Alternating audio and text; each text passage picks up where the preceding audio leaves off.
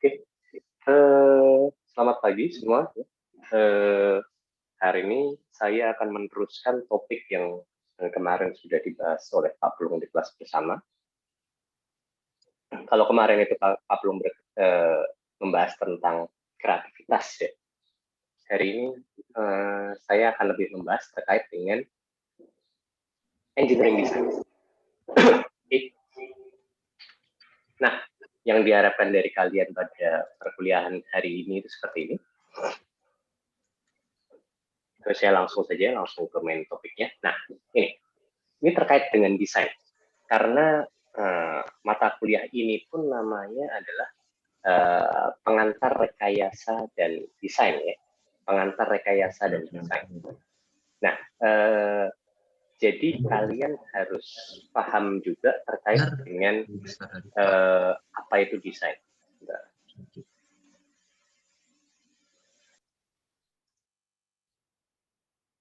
Oke, jadi kalian juga harus paham terkait dengan apa itu desain.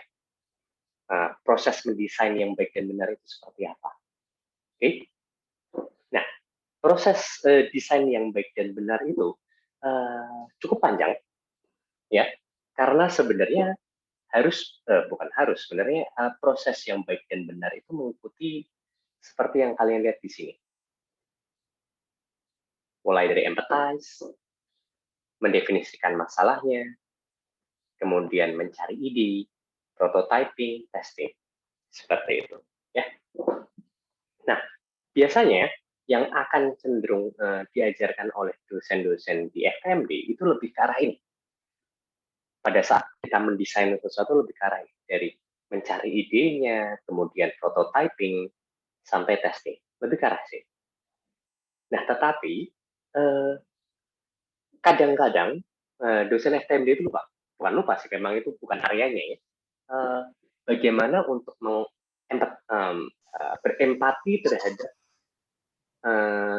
berempati terhadap orang-orang yang kita mencari solusinya itu. Nah,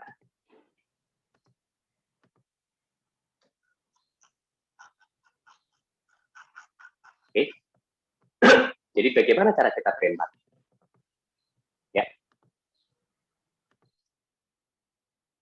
Bagaimana cara kita mendefinisikan masalahnya dengan baik dan benar? Yang cenderungnya jago di bagian ini itu adalah orang-orang dari desain produk. Oke, mereka melihat ke orangnya langsung, mereka melihat ke objeknya langsung. Kemudian cara mereka mendefinisikan masalah itu jalan berpikirnya agak sedikit berbeda dengan kita, tetapi itu cara yang harusnya memang sebetulnya dilakukan. Oleh karena itu, bagian ini nanti minggu depan hari Senin itu kalian akan diajarkan oleh dosen dari desain produk. Ya, ada kelas tamu dari desain produk yang mengajar itu namanya Pak Prananda ya. Jadi nanti dia akan mengajarkan dari empathize, mendefinisikan masalahnya sampai mencari idenya itu seperti apa. Ini agak kebalik kelasnya, karena memang schedulingnya itu agak sedikit sulit ya, karena kan kita harus menyesuaikan dengan jadwal dosen tamu ya. Jadi seharusnya itu Pak Prananda dulu yang mengajar, baru kemudian kita baru membahas tentang kelas hari ini. Jadi kelas hari ini itu bagian yang kedua ini. Oke, dari bagian dari mencari ide, prototyping, sampai testing. Walaupun itu masih bisa dikaitkan. Seperti itu. Oke, terkait dengan itu ada yang mau ditanyakan? Jadi, tolong jangan terlalu stres saat mendengarkan kuliah saya hari ini, karena sebenarnya walaupun ini materinya kelihatannya sudah sangat dalam, padahal yang ingin kami sampaikan kepada kalian itu lebih ke arah kulitnya saja dulu. Kalian tahu secara garis besar saat kita mendesain sesuatu caranya seperti apa. Itu aja dulu. Oke, untuk kalian, untuk sebagai modal kalian untuk melakukan proyek-proyek depan. Seperti itu ya. Oke, sampai di sini ada yang mau ditanyakan, silakan.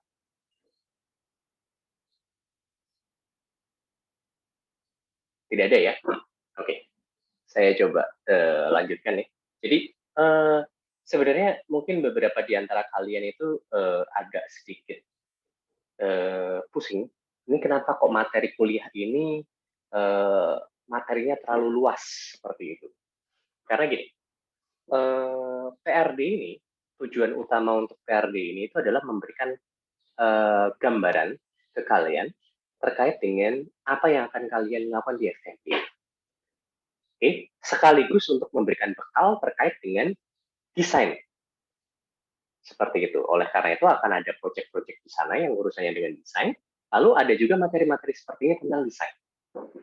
Oke, materi-materi seperti ini tentang desain itu akan diberikan di situ. Selain itu, juga kalian diberikan seperti kulit-kulitnya dari seluruh materi, sebagian besar materi yang nanti kalian akan dapatkan ke depannya. Makanya tadi, makanya di awal-awal itu kalian belajar terkait dengan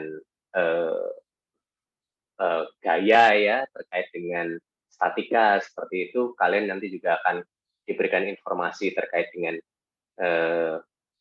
kinematika seperti itu, kemudian termodinamika, kemudian terkait dengan mesin seperti itu sebenarnya lebih ke arah memberikan ide general terkait dengan apa yang akan kalian dapatkan di FTMB. Itu adalah tujuan utama dari mata kuliah ini. Yang pertama, tujuan utama yang kedua itu adalah memberikan bekal terkait dengan desain. Sekaligus memberikan proyek-proyek untuk melatih kalian supaya kalian sudah tahu garis besar desain itu seperti apa. Ya. Oke, saya coba lanjutkan. Nah, ini ada contoh-contoh contoh-contoh hasil desain nih. Beberapa di sini mungkin kalian sudah tahu apa itu. Oke. Yang pertama ini bisa dilihat di sini. Nabil, menurut kamu ini apa, Nabil? Kereta listrik, Pak. Kereta listrik di mana ini? Ada tulisannya. Ini sebenarnya kereta bandara ya. Kereta bandara, salah satu desain dari kereta bandara. Sama juga kalau yang di atas ini saya tidak tahu ini bisa jadi ini kereta bandara juga atau kereta ini kelihatan desain kereta bandara yang lain juga. Jadi saat kita mendesain suatu kereta bandara itu macam-macam desain yang bisa muncul di sana. Kita pilih yang terbaik seperti itu. Lalu bisa dilihat di sini ya. Ini adalah proses pemodelan dari suatu kursi. Dalam hal ini kursi kereta. Oke. Saat memodelkan itu coba dilihat apakah kursi kereta tersebut itu bisa membahayakan penumpang pada saat terjadi kecelakaan atau tidak. Bagaimana caranya? Ya, daripada kita melakukan pengetesan langsung yang harganya sangat-sangat mahal, sebelum ke arah sana, itu dimodelkan terlebih dahulu. Oke, jadi ini adalah pemodelannya. Oke, sama juga untuk ini. Ini kalau misalkan kalian tahu, ini adalah modul penyerap impak yang biasanya digunakan di mobil. Mobil-mobil kalian itu biasanya punya yang namanya modul penyerap impak. Oleh karena itu, kalau kalian lihat itu mobil-mobil zaman sekarang kalau misalkan tabrakan itu ringsek, mobilnya ringsek tetapi penumpangnya selamat. Berbeda dengan mobil-mobil zaman dulu sebelum kalian lahir, itu mobilnya selamat tetapi penumpangnya tidak selamat. Ada yang tahu kenapa itu seperti itu? Firmansyah, Pasha Firmansyah.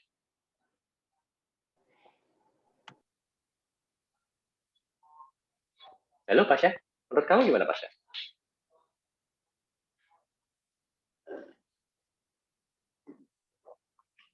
Halo? Suaranya hilang kemana Pasha? Halo Pak. Ya. Ya tadi ada masalah. Yang mobil depannya penyok itu ya Pak? Menurut kamu kenapa ya? Kalau mobil sekarang, mobilnya yang penyok saat tabrakan, ringsek, tetapi orangnya selamat. Terus kalau mobil zaman dulu itu, mobilnya kokoh. nggak Ya, rusak sama sekali, atau orangnya nggak selamat. Gimana? saya dulu pernah baca itu, jadi menyerap apa ya Pak? Saya juga lupa sih. Oh, ya Jadi kan, arahnya ke situ, betul. ya Oke, saya jadi juga menyerap kurang tahu tapi Pak. energi ya, menyerap energi impact gitu. Jadi gini, saat suatu mobil tabrakan ya, misalkan tabrakan dari depan seperti ini ya, bagian depan mobil baru itu akan menyerap impact. Jadi energi impact lah ya, energi impact. Nah, jadi energi yang tersisa saat sampai ke orangnya itu tersisa tinggal sedikit, tetapi yang menyerap itu adalah si modul penyerap impactnya itu yang di bagian depan mobil. Ya, maka mobilnya riset, tetapi orangnya tidak kenapa-kenapa. Oke, nah kalau mobil zaman dulu itu sisi depannya kokoh, dia tidak bisa menyerap energi. Jadi energinya lari kemana? Energinya semuanya lari ke orangnya. Seperti itu. Makanya kenapa kok mobil-mobil zaman dulu jauh lebih tidak aman dibandingkan mobil-mobil zaman sekarang. Seperti itu. Ini ada beberapa contoh lainnya. Ini adalah lutut buatan. Kemudian ini apa namanya? Semacam pen yang digunakan untuk menyambung tulang yang patah. Seperti itu.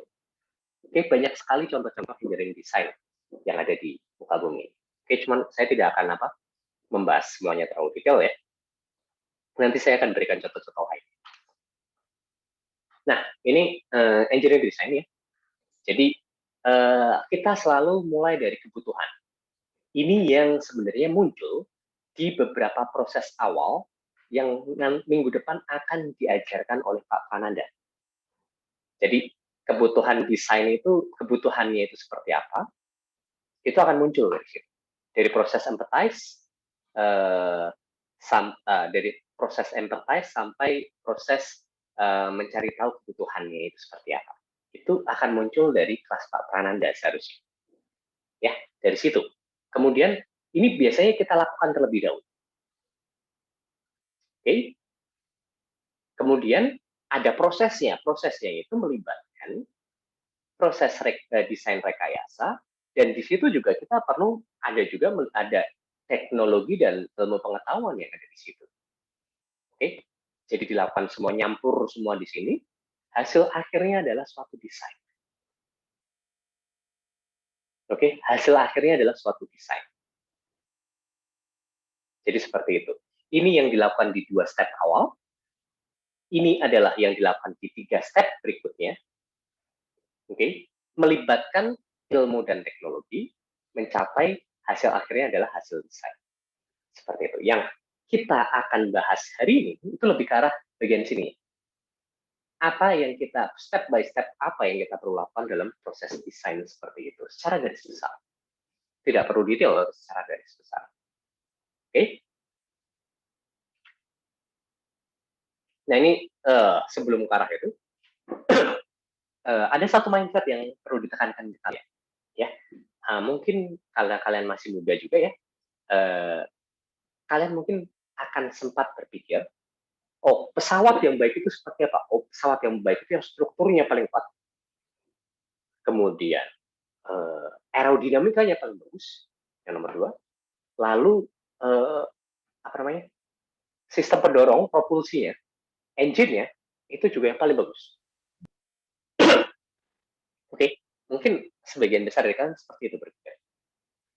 Tetapi saat kita membuat suatu desain, itu selalu ada yang namanya give and take. Give and take itu maksudnya kompromi lah, kita harus kompromi.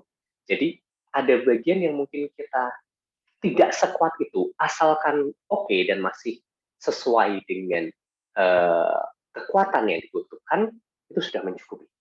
Kemudian, misalkan strukturnya asalkan ini sudah cukup kuat, ya, dengan safety factor yang mencukupi, oke, nanti kalian akan mempelajari apa itu safety factor statika dan juga di mekanika kekuatan material ya. Kemudian, asalkan ini cukup kuat, ini sudah oke. Kemudian, asalkan aerodinamikanya itu sudah mencukupi, oke, kita bisa jalan. Jadi kita buat sedemikian rupa supaya dia tetap se-aerodinamis mungkin, tetapi dengan constraint-constraint yang ada. Seperti itu. Oke, kemudian propulsinya. Ini ada give and take juga di situ. Oke, semakin kuat propulsinya, semakin kuat engine-nya, artinya adalah pesawat itu akan memberikan thrust yang lebih besar, gaya dorong yang lebih besar. Gaya dorong yang lebih besar itu bisa diartikan dengan kecepatan yang lebih tinggi. Tapi apakah kecepatan lebih tinggi itu akan selalu yang paling bagus? Oke, dengan aviasi sekarang itu yang dengan apa namanya, perusahaan-perusahaan airline sekarang itu mereka lebih ke arah penghematan biaya. Oke,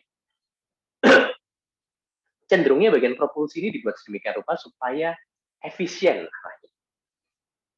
Oke, dari keseluruhan desain pesawat itu juga dibuat sedemikian rupa supaya efisien. Kecepatannya pun kalau kalian bandingkan kecepatan pesawat di tahun 80-an dengan kecepatan pesawat sekarang itu lebih rendah dibandingkan di tahun 80-an. Tujuannya satu, efisiensi. Oke, tujuannya adalah efisiensi. Engine-nya lebih efisien, lebih hemat bahan bakar, kemudian secara aerodinamika dia jauh lebih ada improvement di sana, evolusi di sana. Secara struktur juga, secara keseluruhan itu bobot massa dari pesawat itu jauh lebih berkurang dibandingkan zaman dulu untuk ukuran yang sama seperti itu. Ya, dengan berkembangnya ilmu pengetahuan di situ. Contohnya adalah penggunaan material komposit. Seperti itu. Tetapi perlu diingat, saat kita mendesain, itu kita tidak bisa selalu berpikir bahwa, oh strukturnya yang harus yang paling kuat, propulsinya yang harus paling pol, kemudian aerodinamikanya harus paling pol juga. Tidak bisa seperti itu. Karena harus ada give and take di situ saat kita membuat sesuatu. Ya, ini bisa dilihat di sini. You can only make one thing best at a time. Jadi kita tidak bisa berharap bahwa kita bisa melakukan semuanya yang terbaik itu pada satu desain yang sama. Oke, semuanya tergantung dari kebutuhan. Seperti itu. Saya lanjutkan ya. Nah, ini engineering design proses yang kita tadi sudah sempat bahas di awal. Itu prosesnya itu seperti apa dari awal sampai akhir. Itu seperti ini. Mulai dari defining. Sebentar. Izin ke toilet, oke silahkan. Sit key, ya. Mulai dari mendefinisikan masalahnya, oke, kemudian mencari alternatif konsepnya, mengevaluasi, membuat detail desain, oke. Dari situ biasanya karena ini urusannya dengan industri, harus mendefense desain kita. Kenapa kita mendesain seperti itu? Apakah desain kita itu patut untuk dicoba atau tidak? Ya, kalau di industri akan ada seperti itu ya. Kemudian ada manufacturing and testing, kemudian melakukan evaluasi, oke, kemudian membuat report seperti itu. Ini prosesnya dari awal sampai akhir. Ya, ini saya akan hanya mengajarkan kulit-kulitnya saja karena sebenarnya baik di mesin, material maupun penerbangan nantinya proses seperti ini itu akan dipelajari dengan lebih detail. Oke, terutama di mesin dan juga di penerbangan. Di material itu lebih ke arah pemilihan materialnya untuk membantu proses desain ini. Jadi ingat ya, proses seperti ini bukan proses yang bisa hanya dikerjakan oleh satu engineer saja. Oke, ini biasanya melibatkan banyak engineer dari banyak dengan background yang berbeda-beda. Mesin, misalkan untuk membuat desain pesawat, mesin harus ada di situ, teknik mesin harus ada di situ, teknik material harus ada di situ untuk pemilihan materialnya, kemudian teknik penerbangan harus ada di situ untuk masalah aerodinamikanya, untuk masalah flight controlnya, kemudian electrical engineering juga harus ada di situ. Oke, software engineer juga harus ada di situ. Jadi ini kombinasi dari semua. Ya. Tetapi yang akan kita lakukan di sini itu lebih ke arah yang akan saya lakukan di sini itu adalah lebih ke arah memberikan gambaran secara garis besar terkait dengan apa yang akan kalian lakukan ke depan. Oke, jadi ini proses desain itu kalian akan lakukan terus-menerus. Tetapi yang akan diajarkan, akan saya ajarkan hari ini lebih ke arah memberikan informasi tentang kulit-kulitnya saja. Gitu ya. Oke.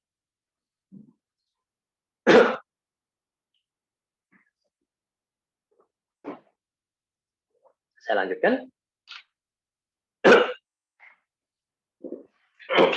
Ini kalau misalkan kita bagi-bagi lagi menjadi beberapa step besar, ya. Kita bagi-bagi proses engineering design itu menjadi beberapa step besar utama. Itu biasanya prosesnya seperti ini. Kalau kita membicarakan tentang engineering design, ini step-step utamanya seperti itu. Ini yang harus kita lakukan. Oke. Nah, step utama pertama itu adalah membuat yang namanya design requirement and objective. Design requirement and objective itu apa? Itu seperti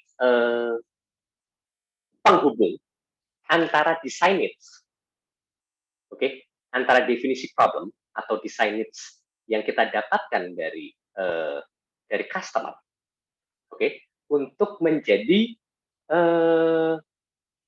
untuk menghubungkan antara design needs tersebut untuk ke alternatif solusinya. Oke. Jadi sebenarnya di RNO, Design Requirement and Objective itu, ya ini, Design Requirement and Objective ini ada posisinya di sini sebenarnya.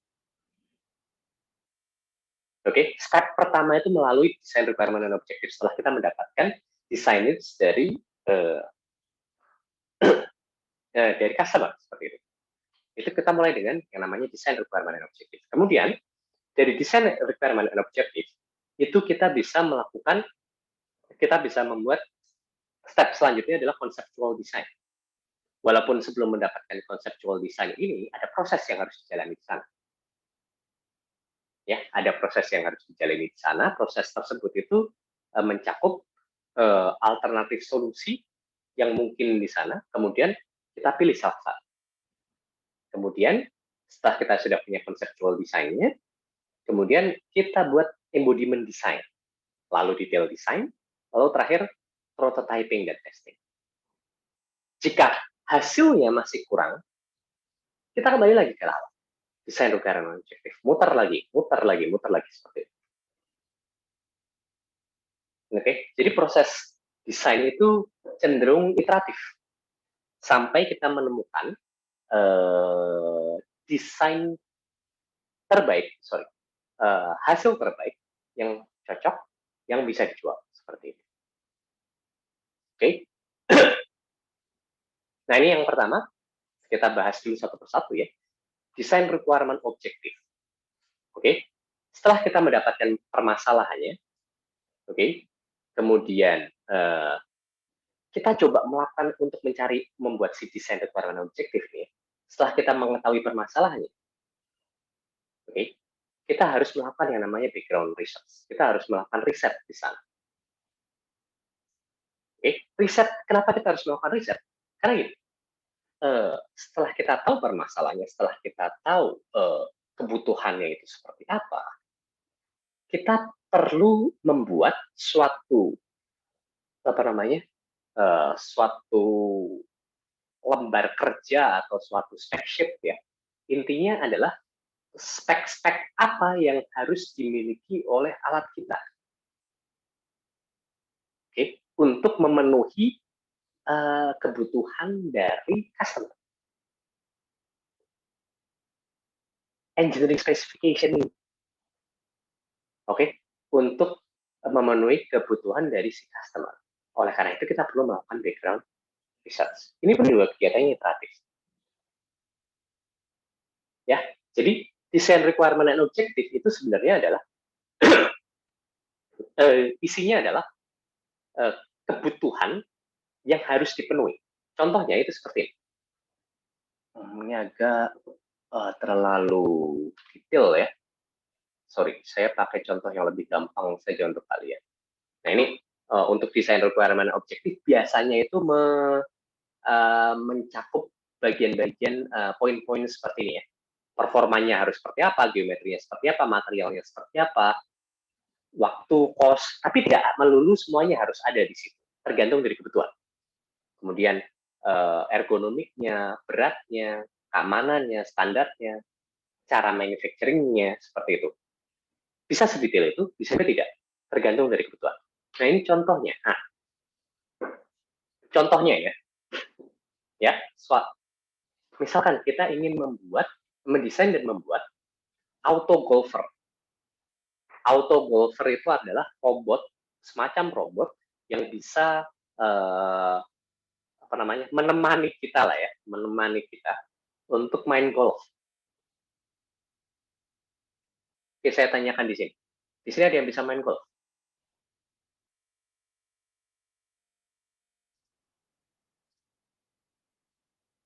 Apakah ada? Andi Muhammad. Saya nggak bisa, Pak. Nggak bisa, oke. Ada yang bisa main golf? Sepertinya olahraga mahal, Pak. Sepertinya olahraga mahal. Pertanyaannya, itu, ya saya tahu itu olahraga mahal. Pertanyaannya dia bisa main golf atau tidak. Ya, intinya gitu lah. Cuman, paling tidak sebagian besar dari kalian pernah nonton golf. Oke, bukan. Paling nggak tahu lah ya golf itu olahraga seperti apa. Jadi, bola ditaruh di atas, di atas rumput, dipukul untuk masuk ke satu lubang gitu ya. Garis besarnya seperti itu. Nah, ini kita ingin membuat temennya, jadi kayak kadang-kadang itu kan cari temen itu kan susah gitu ya. Oh, nggak punya temen, jadi pengen punya teman main golf sendiri gitu dalam bentuk robot. Ya, itu namanya auto golfer. Nah, untuk membuat si auto golfer ini ada kriteria yang harus dipenuhi si auto golfer. Contohnya, dari awal. Dan kriteria ini itu sebenarnya muncul dari design needs yang kita dapatkan dari customer. Biasanya seperti itu. Contohnya, harga harus di bawah 600. Kemudian pakai remote control.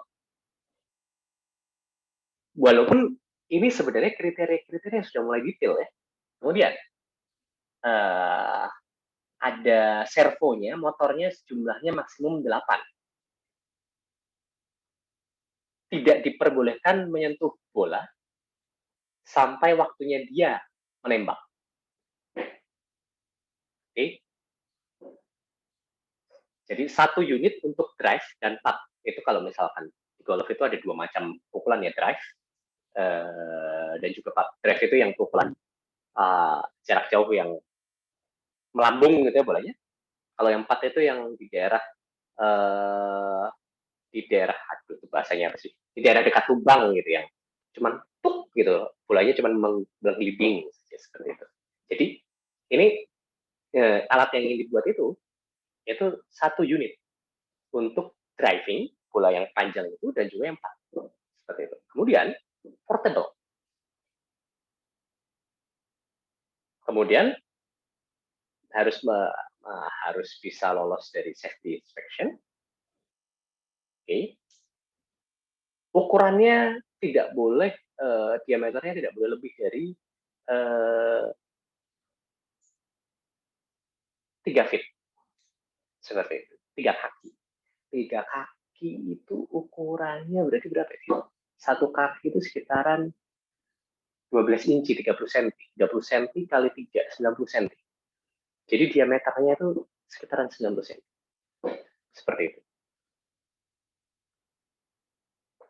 Karena kalau terlalu besar, nggak bisa dibawa-bawa, orang malas beli juga. Seperti itu kan. Nah, semua kriteria ini masuknya ke demand. Demand itu adalah kriteria yang harus dipenuhi. Oke, kriteria yang harus dipenuhi. Lalu,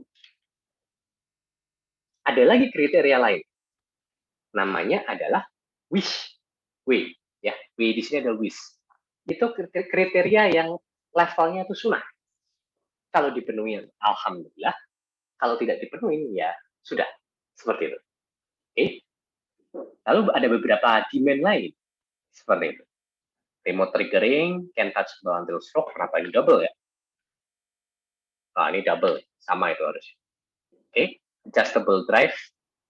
Jadi bisa adjust apa namanya, driving range-nya itu adjustable dari 15 sampai 250 yards.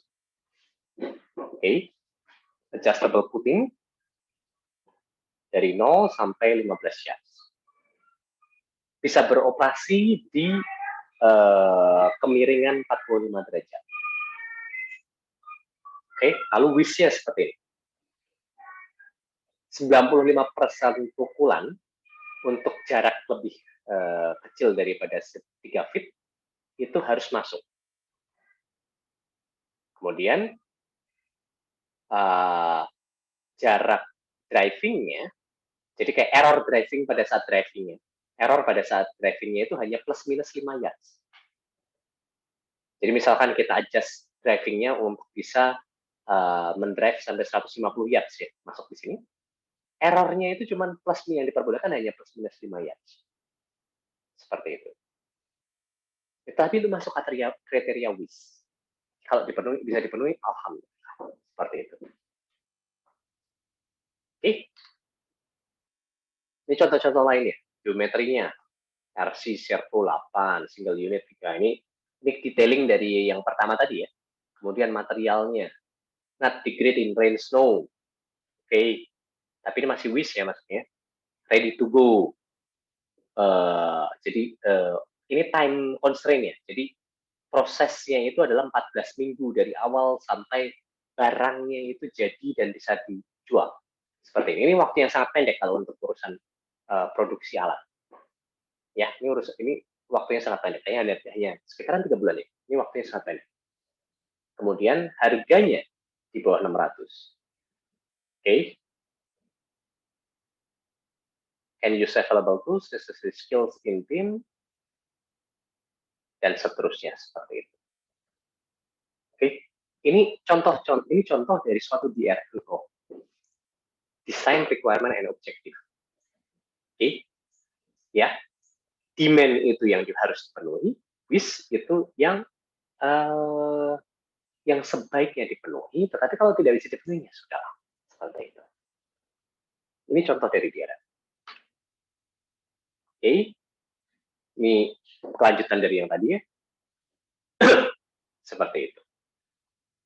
Ya, jadi itu proses pertama. Design Requirement and Objective.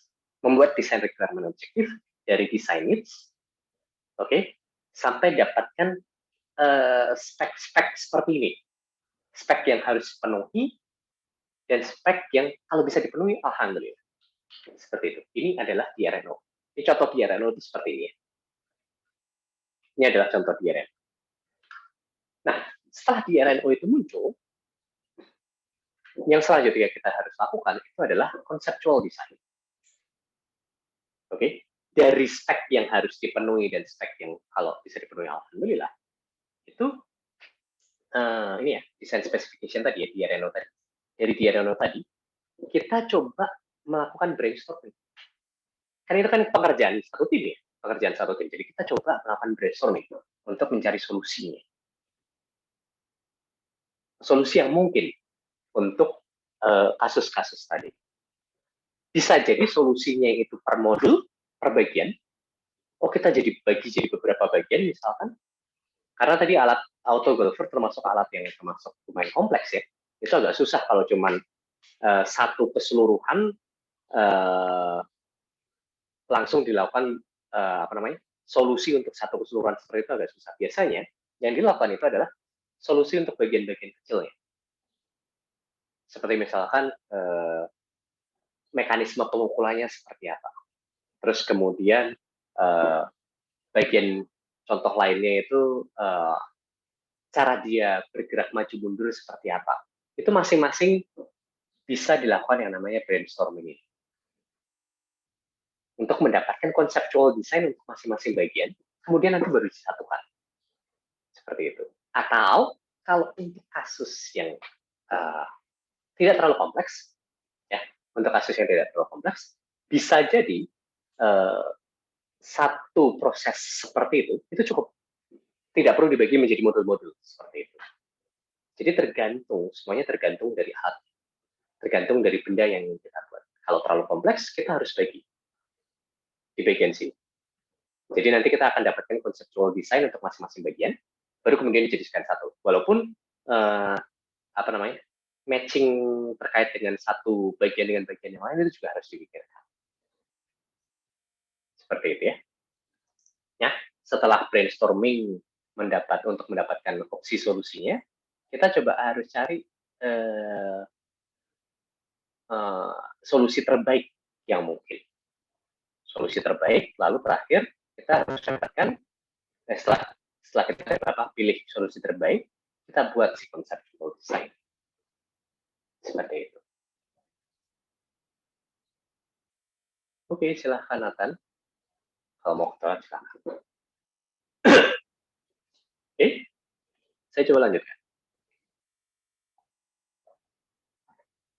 Ini mohon maaf ya, karena memang materinya agak panjang dan saya hanya akan memberikan kulitnya saja.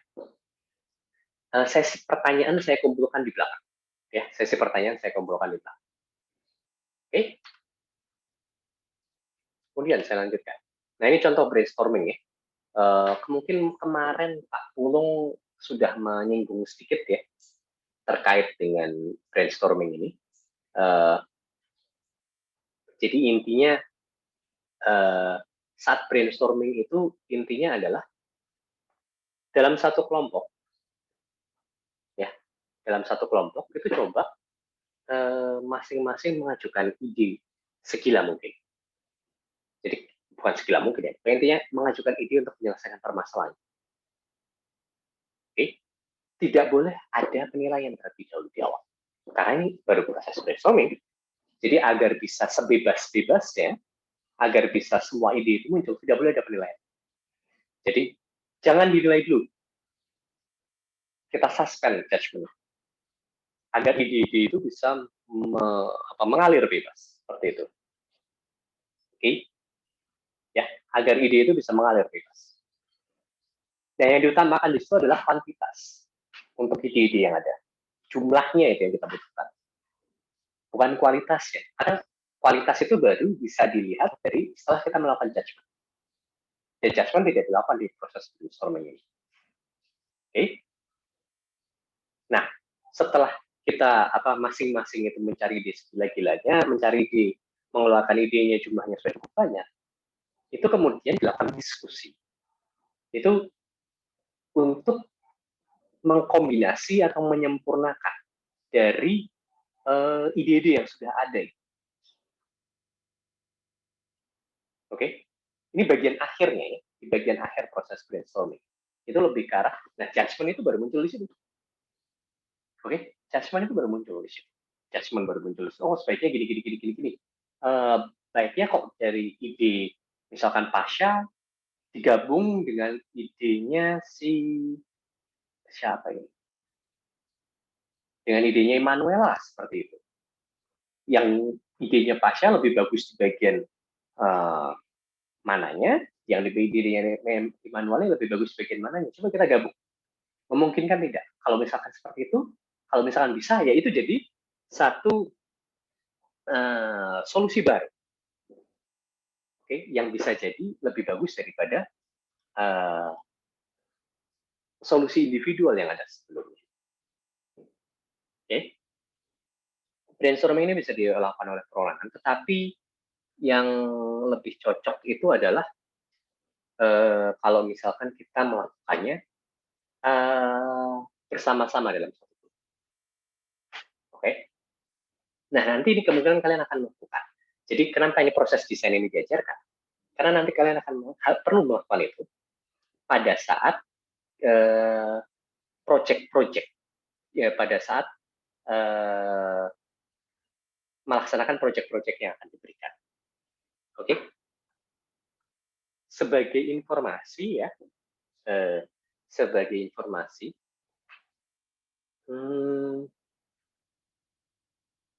hari Selasa minggu depan itu akan ada kelas Senin minggu depan itu kelas bersama untuk dari Pak Prananda itu ya, dari dosen desain produk tersebut. Kemudian Selasanya itu kami akan dosen-dosen akan mengumumkan ke kalian proyek yang akan diberikan. Oke, mengumumkan ke kalian proyek yang akan diberikan. Nah, baiknya itu nanti setelah kuliah ini berakhir, kalian coba diskusikan satu sama lain, ya. Kalian coba diskusikan satu sama lain dan mulai dan mulai membentuk kelompok. Oke, kelompoknya kelompoknya itu maksimum hanya berisi 3 orang untuk proyek ini. Oke, maksimum hanya berisi 3 orang. Jadi kalian coba cari teman kalian untuk membentuk kelompok. Nah, ini kelompoknya bagaimana? Itu kelompoknya kami bebaskan. Oke, kelompoknya kami bebaskan, maksimum 3 orang. Ya, sebentar. Ini karena jumlah ceweknya juga tidak terlalu banyak di kelas ini, saya tidak mengizinkan satu kelompok isinya cewek semua.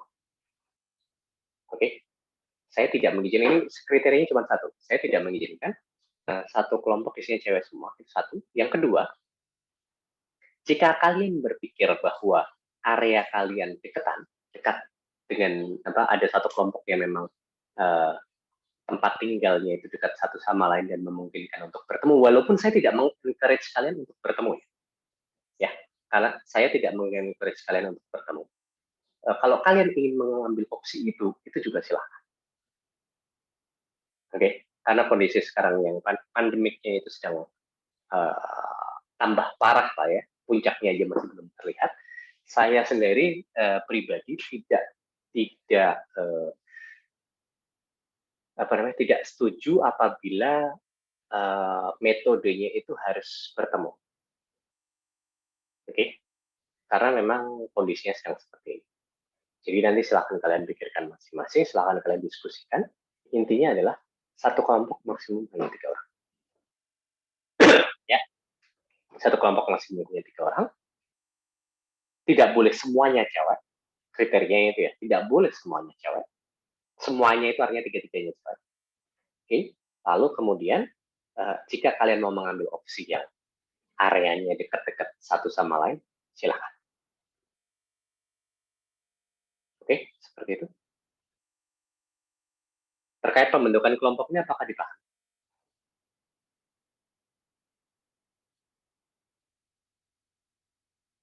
Halo?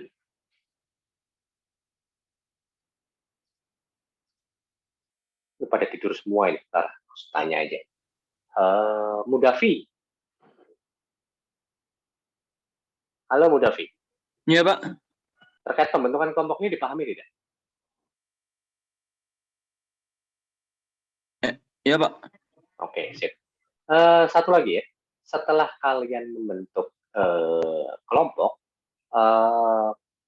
tolong informasikan di MS Team nama lengkap masing-masing anggota. Oke, nama lengkap masing-masing anggota dan juga NIM-nya. Agar nanti bisa di-list oleh asisten saya.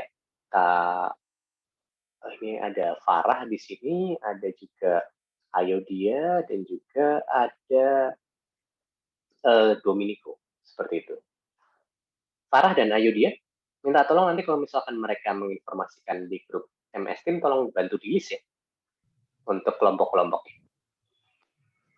Iya, Pak. Sip.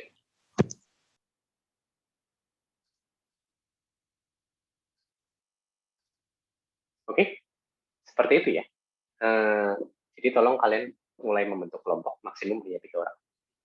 Oke, ini saya lanjutkan lagi materi masih setelah brainstorming ini. Ini contohnya.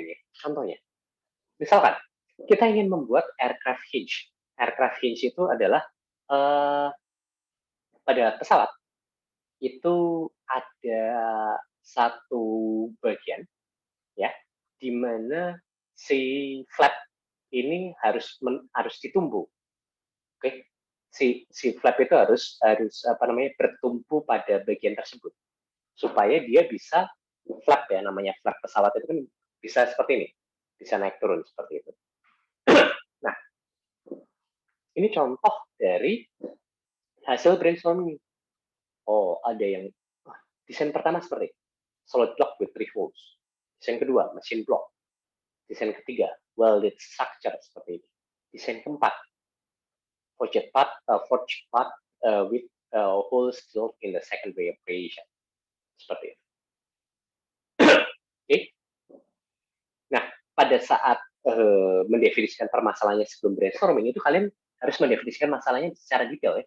Dimensinya kira-kira seperti apa, kemudian kriteria-kriterianya seperti apa itu sudah ada di situ. Contohnya misalkan diameter pinnya seberapa, bebannya berapa, ya. Oleh karena itu pada saat nanti brainstorming itu sudah masuk ke dalam pertimbangan kalian, dan nanti pada saat penilaian itu juga masuk ke pertimbangan kalian seperti itu. Oke, gitu ya. Oke, ini contoh dari hasil brainstorming.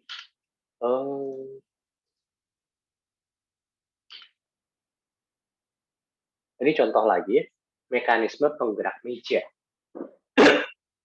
Jadi intinya adalah kita ingin membuat suatu mekanisme agar meja itu bisa bergerak naik turun, seperti itu. Nah, ini ada beberapa contoh. Contoh hasil opsi desain. Opsi desain yang mungkin setelah proses brainstorming ini selesai. Jadi, proses brainstorming itu proses brainstorming untuk mendapatkan opsi desain itu tidak melulu hasil akhirnya sudah langsung jadi satu desain saja, tidak. Bisa jadi hasil brainstormingnya itu setelah dikombinasikan macam didiskusikan itu muncul beberapa desain. Tidak ada masalah. Karena nanti akan ada proses selanjutnya yaitu penilaian. Oke, contohnya misalkan hasil dari brainstorming mendapatkan desain pertama seperti ini. Ada cam-nya, kemudian ada spring, pivotnya di tengah, nah mejanya bisa naik turun. Kemudian ada yang menggunakan rotasi di sini, ada pin, pivot, mejanya bisa naik turun. Lalu ada contoh lainnya seperti ini, roller, spring. Kemudian ada contoh lainnya, pakai springnya di sini. Seperti itu. Ya, jadi opsinya bisa macam-macam. Nah, lalu kemudian proses selanjutnya sampai kita bisa memilih desain mana yang akan kita detailkan, desain mana yang kita pilih jadi conceptual desain kita. Itu caranya bagaimana? Ya, dari desain-desain yang ada tersebut, itu kita coba nilai. Memenuhi fungsi atau tidak, reliability-nya bagaimana. Kemudian serviceability-nya bagaimana. Umurnya bagaimana. Kemudian pemeliharaannya bagaimana. Kemudian manufacturing-nya bagaimana. Efisiensi operasinya bagaimana. Kesederhanaan layout-nya bagaimana. Dari semua itu kita bisa nilai. Centang 3 itu artinya baik sekali. Centang 2 itu baik. Centang 1, ya oke lah. Oke, lalu terakhir, harganya juga bagaimana. Dari situ, kemudian kita coba lihat. Kita coba nilai. Dengan cara seperti ini kita bisa menilai kira-kira mana yang paling oke.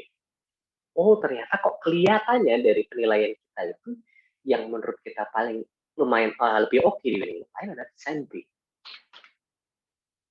Yang ini. Ya sudahlah, kalau kayak gitu, kesimpulannya seperti itu, artinya yang kita detailkan ya desain B. Seperti itu prosesnya seperti itu. Ini proses gampangnya ya. Proses penilaian gampangnya seperti ini. Ada juga yang proses penilaian tidak menggunakan centang-centang seperti ini, tetapi menggunakan sistem poin. Ya, jadi kriterianya seperti apa? Jadi kriteria-kriteria tadi seperti apa? Kemudian alternatif desain itu seperti apa? Alternatif desainnya itu apa saja? Lalu diberikan poin di situ. poin untuk masing-masing kriteria. Lalu dengan yang total nilainya paling besar, itu yang kita pilih. Seperti itu.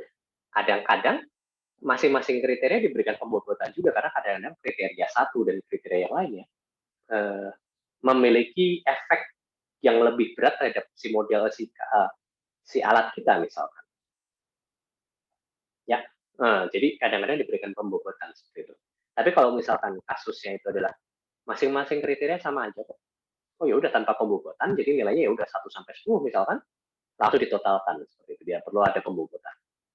Pembobotan itu maksudnya, oh di sini nilainya adalah yang akan masuk ke bobotnya cuma 10%, di sini 30%, di sini 20, di sini 20, di sini 20, seperti itu. Untuk mencari total nilainya. Jadi nanti akan ada perkalian dari angka yang didapat di sini dengan persen yang seperti itu untuk mendapatkan, untuk ditotalkan kemudian ke total nilai. Jadi dengan ada pembobotan intinya. Tapi untuk yang kalian perlu lakukan sekarang, kelihatannya pembobotan tidak perlu sampai ada pembobotan ya. Lebih ke arah cara-cara yang gampang saja seperti ini, ya, atau menggunakan nilai angka. Tapi ya udah dibuat bobotnya sama, dijumlahkan aja di akhir. Gitu.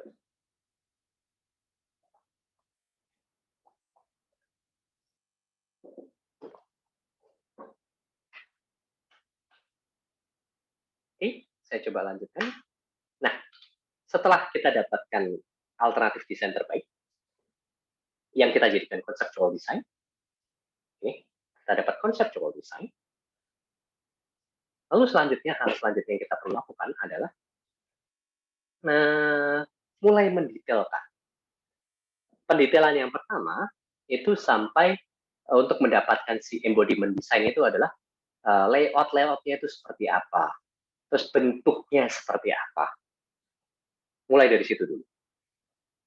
Oke, jadi preliminary layout dan bentuk ya, layout dan bentuk awal, kemudian layout dan bentuk yang mulai didetailkan, lalu pengecekan apakah sudah komplit atau belum. Nah, setelah beres, itulah yang nantinya akan jadi embodiment design kita. Dari embodiment design tersebut, kita detailkan lagi, untuk bisa sampai ke detail drawing. Detail drawing, kemudian setelah detail drawing, kita dokumentasikan, assembly drawing-nya juga kita buat, detail drawing dari masing-masing bagian, kemudian assembly drawing, kemudian kita buat dokumen produksinya, seperti itu.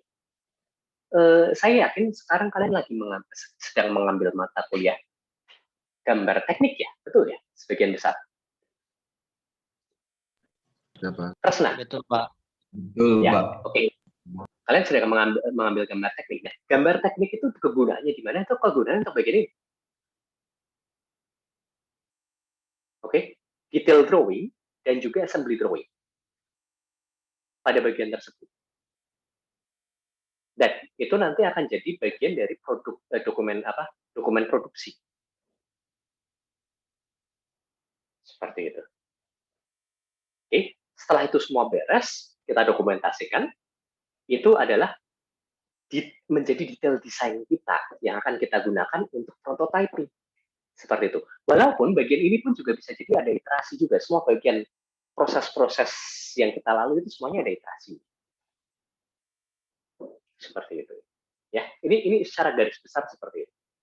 Saya tidak mau terlalu dalam, karena nanti sedikit demi sedikit kalian akan diberikan informasi terkait. Ya, kalian akan diberikan informasi terkait sedikit demi sedikit. Kita lanjutkan. Ini contoh-contohnya ya. Shop drawing dari suatu produk apa ini? Nah, ini parts dari suatu aeroplane kelihatannya, parts dari suatu pesawat ya. Cuman saya nggak tahu ini bagian apa. Ini contohnya seperti itu. Ini shop drawing, salah satu contoh dari shop drawing. Kemudian ini contoh dari technical document. Covernya seperti ini. Walaupun kelihatannya ya covernya seperti ini, tapi isinya tuh bisa jadi berhalaman-halaman. Oke, isinya bisa jadi berhalaman-halaman. Karena itu adalah technical document dari suatu pesawat ya. Kalau pesawat ya tebal banget itu bisa mungkin beberapa buku gitu seperti itu. Ya, technical document untuk alat sederhana saja itu sudah bisa jadi lumayan tebal, apalagi untuk pesawat seperti ini.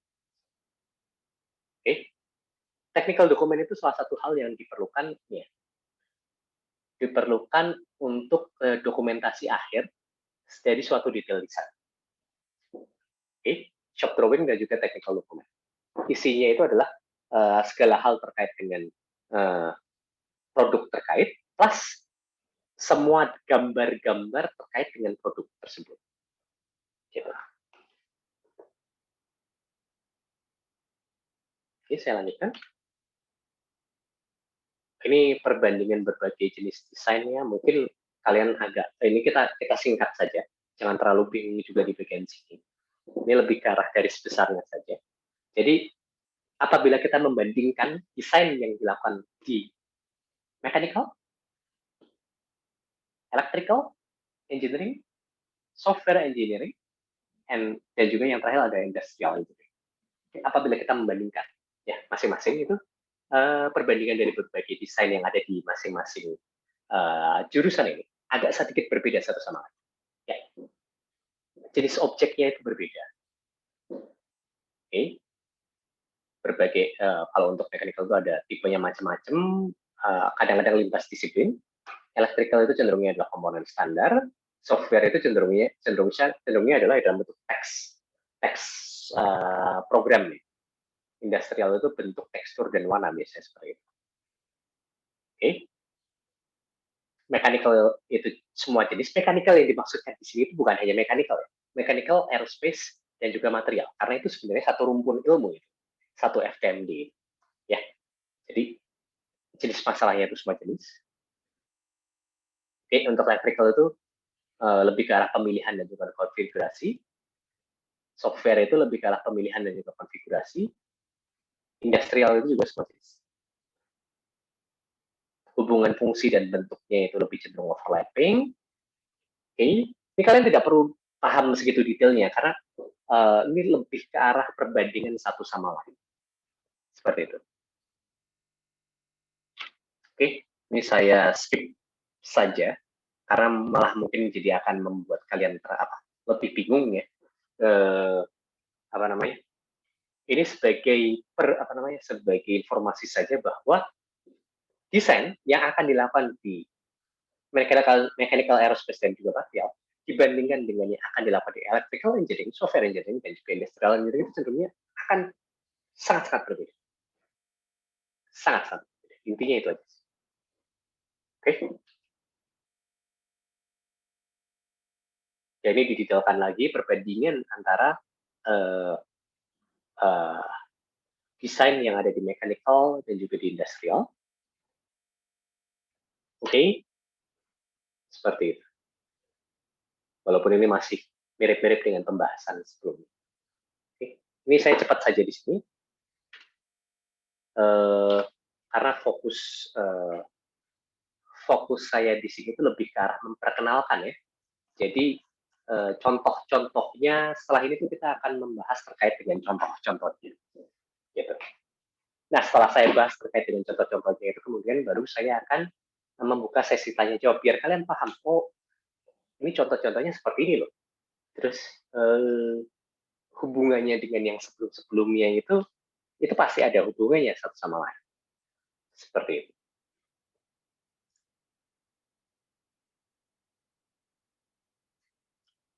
Ya, ini beberapa contoh-contoh. Yang ini adalah kursi kereta K3 reversible Inca. Ini didesain oleh tim FTMD. Saya tidak terlibat di situ, tetapi salah satu dosen PRD terlibat di situ. Oke, jadi intinya si kursi ini dibuat sedemikian rupa supaya sisi depan dan sisi belakangnya itu gampang untuk dipindah-pindah. Oke, tujuannya itu apa? Tujuannya supaya penumpang tidak merasakan duduk pada saat di satu stasiun sampai satu stasiun. Kadang-kadang kan kalau di Indonesia sering terjadi seperti itu ya. Misalkan contoh kalian ingin pergi dari Bandung ke Semarang atau Bandung ke Surabaya. Itu cenderungnya adalah saat kalian dari Bandung ke Cikampek, oke, dari Bandung ke Cikampek, itu karena itu nggak langsung ya jalurnya. Kalian dari Bandung ke Cikampek dulu, di Cikampek itu dari Bandung ke Cikampek itu kalian biasanya duduknya ke arah depan, jadi bergerak maju. Nah kemudian entah kenapa karena posisinya memang ya, itu sampai Cikampek menuju ke Semarang atau Cikampek menuju ke Surabaya itu mundur terus. Oke, posisi tempat duduknya itu mundur. Nah, oleh karena itu Inka selalu Inka bekerja sama dengan KAI ya, itu selalu membuat desain kursi yang bisa diputar seperti itu atau bisa di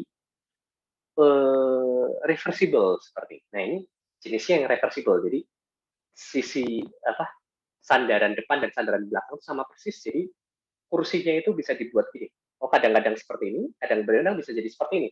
Gitu. Oke. Jadi intinya adalah supaya penumpang itu tetap merasakan duduk ke arah depan terus-menerus dan pergeserannya gampang. Intinya di sana.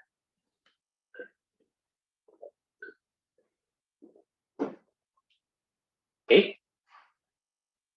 Nah, ini pada saat menganalisis juga dilihat, oh, keamanannya bagaimana? Saat terjadi tabrakan, apakah penumpang di belakangnya itu aman atau tidak? Dimodelkan seperti itu. Kemudian, kekuatan strukturnya seperti apa? Saat kita mendesain struktur kursi seperti ini, desainnya harus lifetime. Jadi, harus tahan lama seperti itu. Hasil akhirnya seperti ini. Si kursi reversible ini. Oke. Ya, hasil akhirnya seperti ini. Oke, ini adalah hasil akhirnya. Saya yakin ini hasil keluarannya sampai ke paten ya. Sampai ke paten. Jadi dosen-dosen kalian itu mungkin banyak yang punya paten seperti itu. Oke. Ini contoh lain nih. Ini kaki tiruan atas lutut. Jadi kaki palsu. Kenapa kaki palsu itu diperlukan? Karena memang banyak sekali di Indonesia yang orang-orang yang kehilangan kakinya. Cenderungnya itu karena penyakit diabetes. Oke. Kadang-kadang kehilangan kakinya itu cuma di sisi bawah lutut. Oke. Itu bahasanya sih below knee prosthesis. Oke. Jadi kaki palsu di bawah lutut. Kalau yang ini kaki palsu di atas lutut. Ini yang rada susah karena lututnya, ya, kenapa hilang ya? Yang agak susah di situ karena lututnya ini harus dimodelkan di situ, harus ada di situ. Oke, karena pergerakannya tidak bisa hanya lurus saja, tetapi harus ada pergerakan lutut juga di situ. Jadi levelnya jauh lebih sulit dibandingkan dengan below knee prosthesis. Oke. Ini beberapa contoh knee prosthesis ya, jadi si lutut tiruan ya. Oke. Lutut tiruannya itu seperti apa? Itu ini ada beberapa desain yang sudah ada. Nah, kemudian ini adalah yang dipatenkan oleh tim dosen biomekanik. Oke, tim dosen biomekanik. Di situ ada Pak Tata, Pak Andi Isra, dua-duanya dosen-dosen PRD juga, kemudian ada Pak Sandro itu sekarang jadi kapro di teknik sini. Jadi bertiga itu mereka membuat ini. Walaupun biomekanik itu juga ada saya di sana ya, tetapi di proyek ini saya terlibat, jadi nama saya tidak ada di paten. Oke, kemudian jadi ini mereka memiliki kebaruan di desain lututnya seperti itu. Jadi ini sudah patennya dan patennya sudah publish ya. Oke. Dan sudah diuji cobakan juga itu. Ya, ini ada alternatif kaki tiruan yang lainnya. Oke.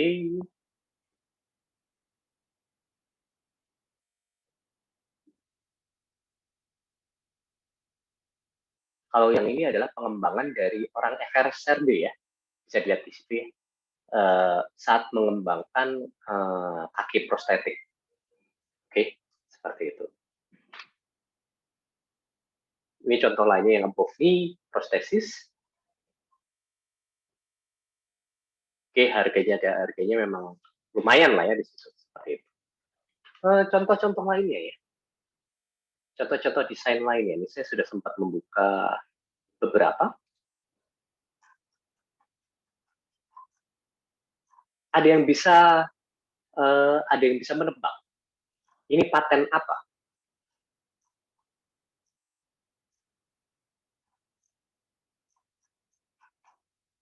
Sorry. Ini saya belum sharing screen ya. Sorry. Stop share dulu. Kemudian saya share lagi. Oke. Ada yang bisa menebak ini paten apa?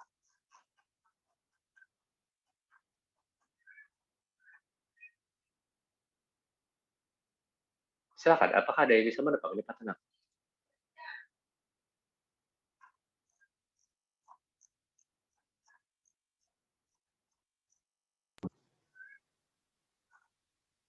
Halo? Labdawan, silakan.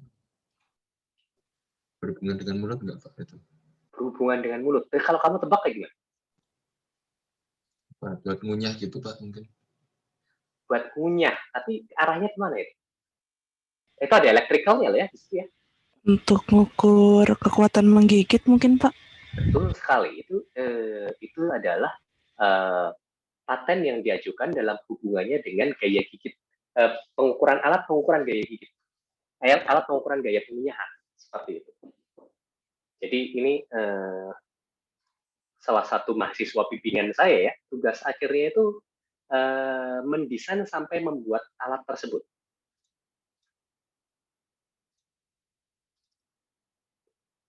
Namanya Cakti ya.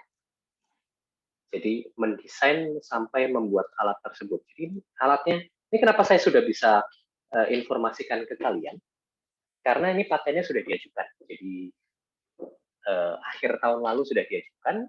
Jadi saya bisa publish ini ke kalian informasinya. Karena kalau misalkan tidak belum dipublish, itu pengajuan patennya itu bisa bisa dibatalkan seperti itu. Jadi ini saya sudah ajukan. Jadi ini pengujiannya. Jadi kayak gaya gigitnya itu bisa dihitung gitu. Kenapa alat ini harus dibuat? Kenapa alat ini itu dibuat? Nah, ini untuk membantu dokter gigi untuk mengukur gaya pengunyahan yang mungkin terjadi di mulut pasien seperti itu. Oke. Bentar. Ini saya coba pause dulu recordingnya ya. Oke, ada yang tertarik di situ? Tidak ada? Saya tertarik, Pak. Saya ini siapa? Nabil. Oke, bagus Nabil. Ya, kita lihat aja. Nanti kamu ketertarikan kamu masih tetap di situ atau tidak. Seperti itu. Ya. Oke. Siapa lagi? Nasya, kamu tertarik nggak, Nasya? Gimana, Pak? Kamu tertarik nggak buat alat seperti itu? Tertarik, Pak. Oke. Kamu awalnya pengen masuk mana ya, Nasya? Mesin, Pak. Oh, memang pengennya masuk mesin. Iya. Cocok berarti kalau kayak gitu ya. Oke, walaupun sebenarnya kalau misalkan kalian mau masuk ke material pun juga banyak sekali dosen-dosen yang melakukan inovasi juga di situ. Oke, di material itu ada Pak Hermawan yang melakukan banyak inovasi, Pak Hermawan dan juga Pak Riza ya, yang banyak melakukan inovasi di urusan komposit. Kemudian ada Bu Afrianti yang inovasinya terkait dengan baterai, ya. Bu Afrianti itu di material. Kalau di penerbangan itu juga banyak sekali yang inovasinya macam-macam. Ada Pak Tata itu sebenarnya anggota dari biomekanik juga, walaupun kalau dari penerbangan agak sedikit bermasalah kalau misalkan topiknya terkait dengan biomekanik biasanya. Itu juga lebih ke arah penelitiannya lebih ke arah komposit seperti itu. Ya. Saya juga di mesin juga penelitiannya komposit juga ada seperti itu. Macam-macam lah intinya. Jadi ya nanti kalian coba lihat lah passion kalian ke arah. Ya.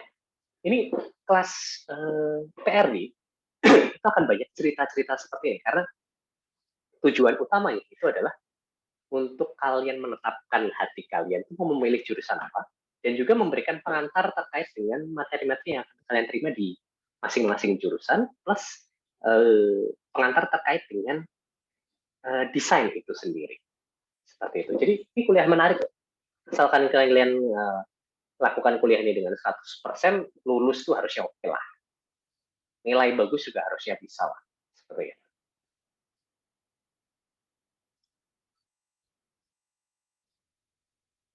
Oke, Muhammad Bashir, kalau kamu pengennya masuk kemana Muhammad Bashir? Oh, saya rencananya ini Pak, Dirgantara Pak. Dirgantara, oke. Sudah memutuskan berarti ya ke Dirgantara ya? Masih sedikit labil Pak, antara Dirgantara dan mesin. Labil, ya udah itu kamu ini ya, walaupun saya dosen teknik mesin, saya bukan tipikal dosen yang suka untuk mencoba mempengaruhi mahasiswa mana yang lebih baik satu sama lain. Masing-masing punya kelebihan dan kekurangan.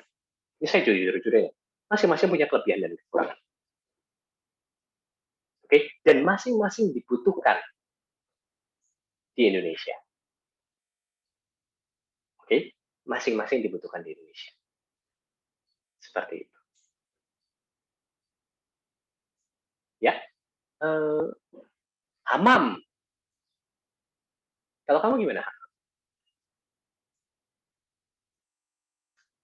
Hamam bilang kemana ini? Tuh. Ini kelihatannya tidur lagi nih Hamam. Itu Pak, di chat ada Pak.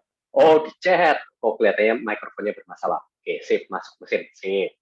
Nggak ada masalah. Mau mesin penerbangan material juga nggak ada masalah. Kemudian siapa lagi ya ini?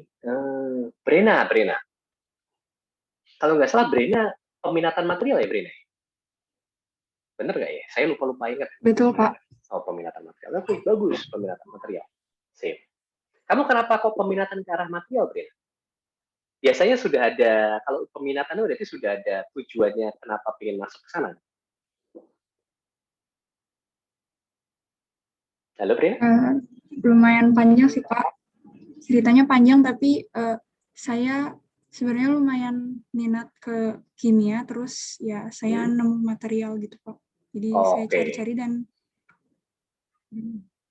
Oke, itu jurusan yang bagus. Material jurusan yang bagus. Karena banyak sekali hal yang bisa dieksplor di sana.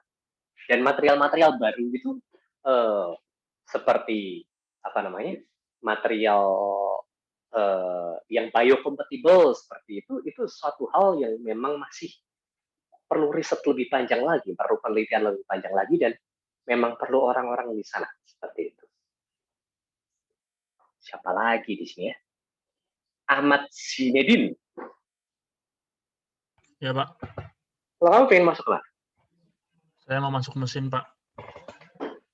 Alasannya apa? Ya, kalau yang saya lihat itu mesin kayaknya bisa membuat hal-hal lebih luas gitu. Jadi nggak cuma kayak, kan kalau di Gantara pesawat aja. Kalau saya minatnya lebih ke mobil dan alat-alat yang lain gitu sih, Pak. Jadi bisa lebih luas juga Kalau saya Betul. melihatnya begitu. Oke. Ya, yang dibilang oleh Ahmad Zinedine tadi memang ada betulnya. Di antara semua itu yang paling general memang mesin. Penerbangan itu lebih spesifik ke arah dirgantara. Lalu material itu lebih spesifik ke arah material. Walaupun bukan berarti teknik mesin tidak bisa spesifik seperti itu ya. Karena saya pribadi walaupun teknik mesin saya spesifik di arah strukturnya, di arah desainnya, dan juga di arah desain struktur, ya intinya di arah situ lah ya. Jadi desain struktur berbagai macam material saya coba ada penelitian, saya ada penelitian di sana seperti itu. Oke, jadi tolong kalian pertimbangkan baik-baik. Masing-masing punya kelebihan dan kekurangannya masing-masing. Jadi kalian coba lihat passion kalian itu di mana. Oke, coba lihat secara nanti masa depan itu kalian ingin arahnya kemana. Oke, pilih berdasarkan itu. Ya, karena satu orang dengan orang lain itu akan pertimbangannya berbeda-beda satu sama lain. Oke, Pasha, tadi kamu sudah saya tanyakan belum, Pasha? Tadi ditanyanya yang tentang mobil itu, Pak. Oh, belum ya berarti ya? Ya, belum. Kamu pengennya masuk mana, Pasha? Mesin, Pak, maunya, Pak. Alasannya kenapa? Saya mau buat alat-alat inovasi-inovasi baru kayak yang tadi Bapak kasih lihat gitu, Pak. Sip. Cuman itu harus hati-hati ya, nanti pada saat tugas akhir kamu pilih dosennya tertentu ya, karena memang ada beberapa dosen yang arahnya itu lebih ke arah pengerjaan project. Ya ini ya, sisi mekanikal seperti itu. Ada yang arahnya ke arah inovasi seperti itu, ada yang arahnya ke arah pengerjaan project. Itu udah kelihatan dari topik-topik tugas akhir. Tapi banyak sekali dosen di mesin pun yang arahnya ke inovasi seperti itu. Jadi masih banyak pilihan, jadi jangan salah. Oke? Oke, Pak. Apa lagi ya? Bentar. Dwi Satria. Ini kelihatannya mungkin pertanyaan terakhir hari ini. Kedua terakhir. Setelah Ya, Dwi Pak. Satria, saya pengen tanya ke Immanuela. Oke, gimana Dwi Satria? Kamu pengen masuk mana? Ini mesin, Pak. Mesin. Alasannya apa? Harus ada alasannya. Alasannya tuh kan aku tuh suka otomotif ya, Pak. Otomotif tuh. Jadi kan apalagi energi terbarukan lagi galak-galaknya kan. Jadi ingin mengubah otomotif itu menjadi memiliki energi terbarukan gitu daripada energi yang terbarukan kayak minyak gitu-gitulah, Pak. Betul. Itu kita banyak di mesin ada beberapa dosen yang memang arahnya ke sana ya. Contoh Pak Iman. Pak Iman itu termasuk salah satu inovator di Indonesia terkait ya intinya adalah salah satu orang di Indonesia yang mungkin salah satu yang paling terkenal yang terkait dengan biodiesel. Tuh, itu bisa salah satu ya. Ada juga yang lainnya, misalkan tidak mau ke arah bahan bakar, tetapi maunya ke arah pengolahan sampah juga ada itu, namanya Pak Panji. Sampah dibuat jadi briket batu bara. Mantap kan ya? Itu Pak Panji. Itu bagus, dia ada inovasi ke arah situ. Oke, terakhir Immanuela. Halo Pak. Ya, kamu pengen masuk mana ya Immanuela? Material Pak. Oh, kamu udah peminatan juga ya?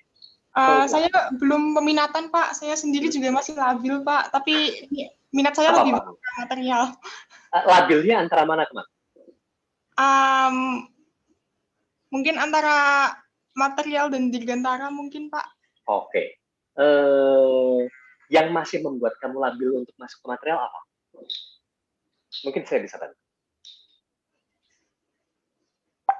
Tapi kalau mau jujur, minat saya lebih besar ke material Pak. Soalnya saya juga suka kimia. Terus saya juga ingin membuat banyak inovasi di biomaterial. Karena dulu bagus. Dulu saya cita-citanya jadi dokter Pak, tapi nggak kesampaian Pak. Oh, kamu masuk material karena pilihan kedua nggak masuk kedokteran? Bukan begitu Pak. Oh, saya kira itu. Ceritanya Pak. Oke. Ya nggak ada masalah. Tapi gini, inovasi di biomaterial itu masih sangat-sangat dibutuhkan. Jadi banyak ada beberapa dosen di sana yang memang arahnya ke situ, biomaterial itu. Kalau setahu saya biomaterial itu siapa ya? Pak Untung dan juga Pak Hermawan itu arahnya ke biomaterial. Jadi mungkin kamu bisa ke arah situ. Itu bagus. Oke. Baik, Kalau Pak. memang kamu passion arahnya ke situ ya, tentukan. Oke, saya pengen material. Gitu aja kok, Emanuela, ya. Iya, Pak. Terima kasih. Oke, sip ya. Ini kelihatannya sudah jam 9 kurang 10. Mungkin kuliah kita hari ini cukup sampai di sini ya. Jadi ini ingat, hari ini tidak ada PR. Kemarin pun setahu saya tidak ada PR ya dari Pak Bulu. Tetapi dalam 1 minggu ke depan sebelum hari Senin, tugas kalian hanya satu, yaitu membentuk kelompok yang terdiri dari 3 orang. Oke, maksimum 3 orang. Oke, ingat tadi kriterianya adalah tidak boleh ada satu kelompok yang isinya cewek semua. Jangan. Oke. Lalu juga kalau misalkan kalian ingin membuat satu kelompok yang di area yang sama satu sama lain, silahkan. Walaupun saya tidak mengencourage kalian untuk bertemu satu sama lain. Tetap. Karena kondisi sekarang yang seperti ini. Misalkan nanti untuk proyek-proyek selanjutnya itu dimungkinkan, sudah mulai dimungkinkan ya, COVID sudah mulai turun, misalkan dimungkinkan untuk kalian bertemu, silahkan. Karena proyek ini akan berkelanjutan, bisa jadi kita akan ada 2-3 proyek. Dengan kelompoknya, mungkin kelompoknya akan tetap sama satu sama lain. Jadi 3 orang ini, kalian coba pikirkan baik-baik, ini kalian untuk proyek 1, 2, dan 3, kalian akan tetap dengan 3 orang. 3 orang ini akan bersama. Jadi tolong kalian pikirkan baik-baik. Oke, 1 minggu ke depan, tugas kalian adalah itu. Oke, dan tentukan satu ketua kelompok. Oke, tentukan satu ketua kelompok. Ketua kelompok tugasnya adalah menginformasikan ke MS Team General.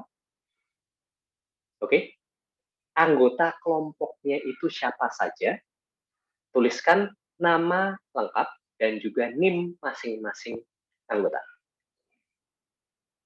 Oke, ayo dia, Farah, masih ada di sini tidak? Makasih, Pak. Ayo dia minta tolong nanti ini ya, kamu tuliskan apa di MS Team itu, formatnya enaknya seperti apa biar kalian merekapnya lebih gampang. Oke, Pak. Ya, oke, terima kasih. Ayo dia, Farah. Seperti itu ya.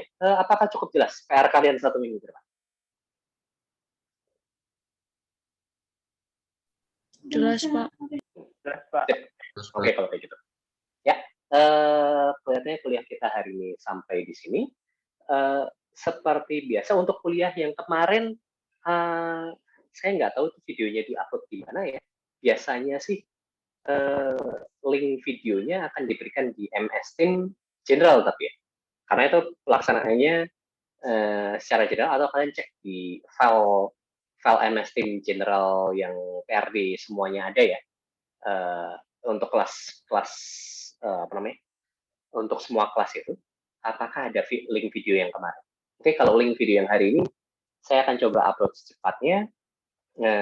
Lalu kalau saya kelupaan mengupload link YouTube, intinya kalian coba cek ke channel YouTube saya akan selalu upload itu paling tidak di akhir minggu. Seperti itu. Ya. Oke, apakah ada pertanyaan lain sebelum kelasnya saya bubar?